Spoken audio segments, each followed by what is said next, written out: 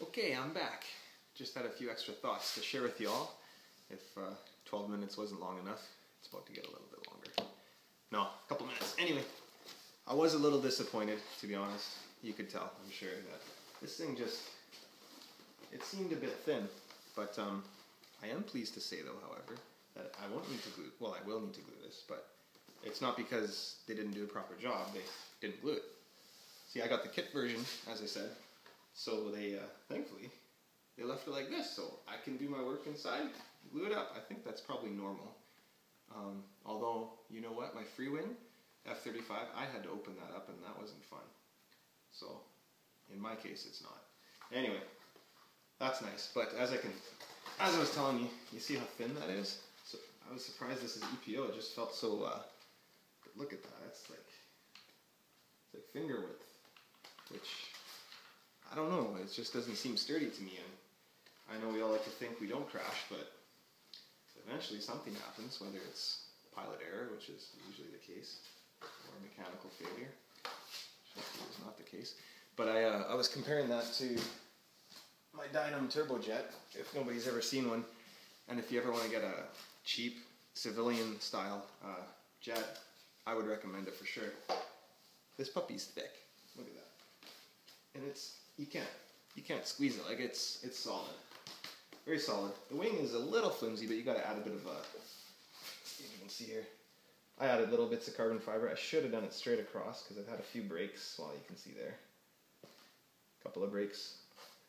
And then I added some here. They have a rod going from there to there, which is not enough, but it came with the retracts, and you install the flaps, came with the stuff for that, for, what was it, 130 or something?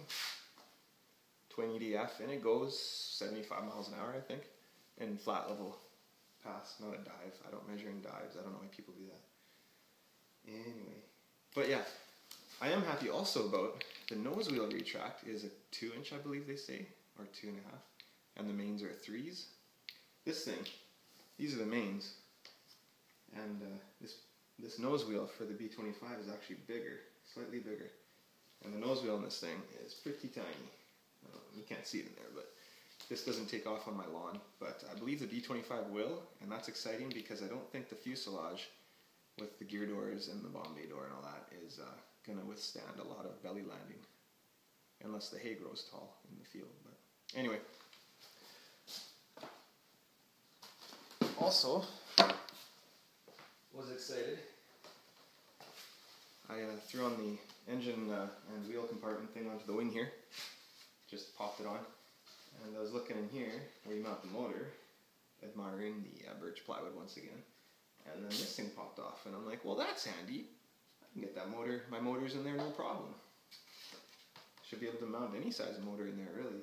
It's just a matter of weight, and motors I have weigh 130 grams each, so I'm sure that's probably an extra 60 grams just there, plus my ESCs. I'm going to use 70 amp HK red bricks, and I already have it in my extra 300, works fine with the exact same ESC motor combination, haven't had a problem. But yeah, so that impressed me. Also, I'll show you on the other wing. Hold on, just pop this off. There we go.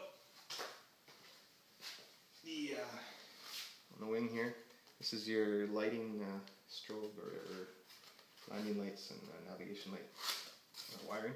This puppy just pops right out. Look at that. Look at that. That is one nice long carbon fiber rod to keep this wing from flexing. Look at that. You can't flex it. I mean, and I believe the piece I got joins right into here. Pops in there, and as Orion said, you just screw her in. Modular wing and all, but for me, I walk out that door and another door, and then I fly out of my backyard over my field in the back.